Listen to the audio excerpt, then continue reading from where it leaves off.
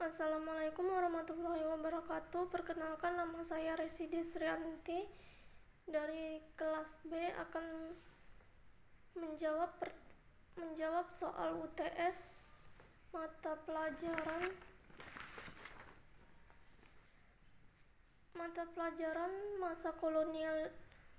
sejarah masa kolonial. Yang pertama ialah jelaskan bagaimana pentingnya sejarah masa kolonial sebagai sarana untuk memahami sejarah Indonesia dengan mengemukakan bukti serta penalaran.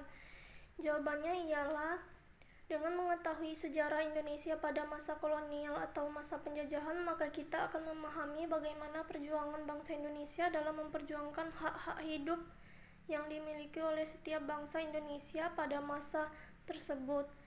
Hal ini dibuktikan dengan munculnya organisasi-organisasi pergerakan Indonesia seperti Budi Utomo, Sarekat Islam, Indische Partij, Perhimpunan Indonesia Indische Sosial Demokratis Vereniging atau ISDP. Nomor 2 ialah jelaskan serta uraikan perkembangan awal bangsa Indonesia masa kolonial. Jawabannya ialah bangsa Indonesia pada awal kolonial dijajah oleh Belanda yang datang pada tahun 1596. Belanda datang ke Indonesia untuk mencari rempah-rempah karena rempah-rempah memiliki banyak kegunaan seperti obat-obatan, parfum, hingga pengawet makanan bagi bangsa Eropa. Saat Belanda datang ke Indonesia dan memulai melakukan penjajahan, Belanda mendirikan VOC. VOC memiliki beberapa keistimewaan, diantaranya adalah menguasai perdagangan di Nusantara, mencetak uang, serta memiliki angkatan bersenjatanya sendiri. Namun pada akhirnya VOC mengalami kegagalan karena penyewaan tentara yang menghabiskan biaya yang besar serta terjadinya banyak korupsi oleh pegawai Belanda yang ada di VOC. Setelah kegagalan VOC, Belanda membuat sistem tanam paksa dan politik etis. Dalam sistem tanam paksa, bangsa Indonesia mulai mengenal tata cara menanam tanaman yang bukan tanaman dari Indonesia. Sedangkan dalam sistem politik etis atau politik balas budi, kaum intelektual Indonesia diberikan kesempatan menuntut ilmu ke Eropa oleh Belanda. Pertanyaan nomor 3 ialah jelaskan serta uraikan perbandingan awal penjajahan masa kolonial dengan masa penjajahan Indonesia masa politik kolonial baru. Jawabannya ialah pada masa awal penjajahan masa kolonial, bangsa Belanda hanya berfokus pada menguasai rempah-rempah serta kekayaan alam Indonesia tanpa melihat kesejahteraan masyarakat pribumi Indonesia. Pada saat itu, kebijakan tanam paksa milik Belanda telah membuat rakyat Indonesia sengsara karena diperlakukan tidak adil dan dieksploitasi kekayaan alamnya. Dari pihak Belanda ada yang tidak setuju dengan adanya tanam paksa. Oleh karena itu, pihak Belanda yang tidak setuju dengan tanam paksa meminta agar tanam paksa segera diakhiri. Sedangkan masa politik kolonial baru adalah masa setelah tanam paksa diakhiri. Politik ini adalah politik yang bertujuan untuk memberikan kompensasi kepada pribumi yang telah diperlakukan tidak adil secara tidak adil. Nama politik ini adalah politik etis atau politik balas budi. Politik etis memberikan jaminan bagi kaum intelektual Indonesia untuk menuntut ilmu di Eropa. Pertanyaan selanjutnya ialah pertanyaan nomor 4.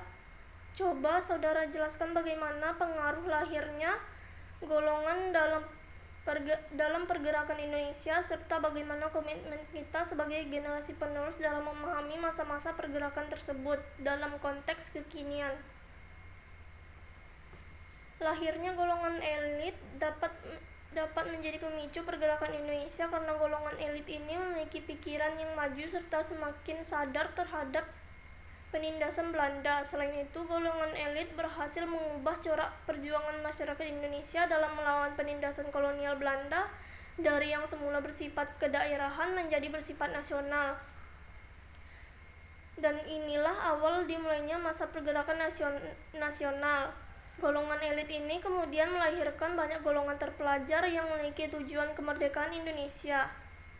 Komitmen kita sebagai penerus bangsa pada saat ini adalah dengan mendorong masyarakat peduli pada lingkungan sekitar dan menjaga kebersihan lingkungan. Pertanyaan nomor 5 ialah jelaskan dampak serta peran Budi Utomo dalam masa perjuangan menentang kolonial di Indonesia. Dampak Budi Utomo dalam masa perjuangan menentang kolonial adalah lahirnya banyak kaum terpelajar seperti Ki Hajar Dewantara, Muhammad Hatta, Sutomo, dan Wahidin Sudirohusodo. Peran Budi Utomo yaitu mencerdaskan bangsa Indonesia dengan cara dibentuknya dana pelajar. 6. Coba saudara deskripsikan bagaimana perkembangan Indische Partij sebagai sebuah partai politik di masa pergerakan nasional Indonesia.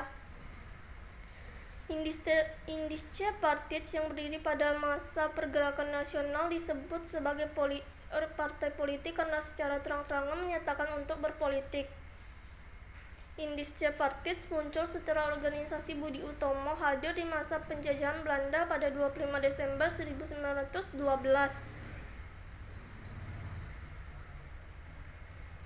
dan menjadi partai politik pertama di Indonesia. Latar belakang Indische Partij berdiri adalah untuk melawan diskriminasi dan ketidakadilan yang dilakukan oleh pemerintah kolonial. Indische Partij bersifat radikal dan non-kooperatif karena bergerak melawan pemerintahan Belanda pada saat itu. Tujuan Indische Partij adalah agar negara Indonesia bisa mencapai kemerdekaan dan terbebas dari pemerintahan kolonial. Salah satu peristiwa yang jadi penentu perjalanan politik Indische Partij adalah pembentukan Komite Bumiputra. Namun sayangnya akhirnya Indische Partij dibubarkan pada 4 Maret 1913 karena dianggap sebagai organisasi berbahaya. Pertanyaan terakhir ialah pertanyaan nomor 7. Coba saudara deskripsikan perkembangan SI serta bagaimana bisa terjadinya problematika dalam organisasi SI atau ISDP.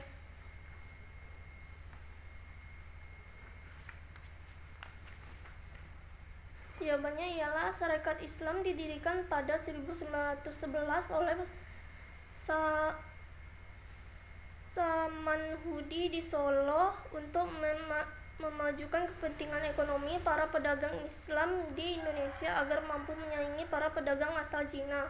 Perkembangan Sarekat Islam terjadi dalam waktu yang singkat ke seluruh lapisan masyarakat karena identik dengan gerakan nasionalis, demokratis, religius, serta ekonomis. Perkembangan Sarekat Islam tidak terbatas di Pulau Jawa saja. Sarekat Islam memperjuangkan keadilan tanpa menyerah serta menegakkan adanya penindasan oleh Belanda.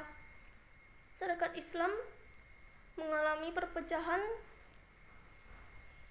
karena adanya perbedaan suasana kehidupan politik setelah tahun 1929 karena mulai masuknya pengaruh komunis ke Sarekat Islam yang dibawa oleh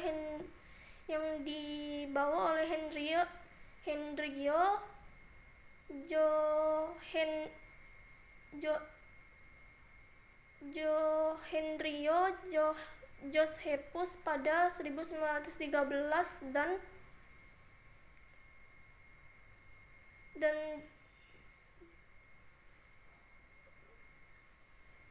Hendrio Josephus bersama Adolf Bars mendirikan ISDP atau Indonesia Indische Sozial Demokratische Vereniging ISDP pada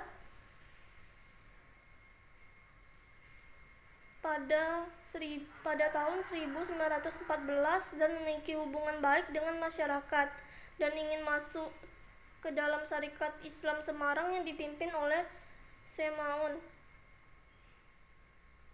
Kemudian SI terpecah menjadi SI merah dan SI putih karena adanya agitasi dari para golongan komunis ke dalam SI melalui Semaun. SI merah, Sarekat Islam Merah, menentang adanya pencampuran agama dan politik dalam organisasi Sarekat Islam dan celahnya semakin besar hingga akhirnya keluar pernyataan PKI yang menentang adanya panislamisme. Baiklah, itu saja jawaban dari saya. Apabila terdapat kesalahan dalam pengucapan kata-kata, mohon dimaafkan. Wabillahi taufiq wal hidayah. Wassalamualaikum warahmatullahi wabarakatuh.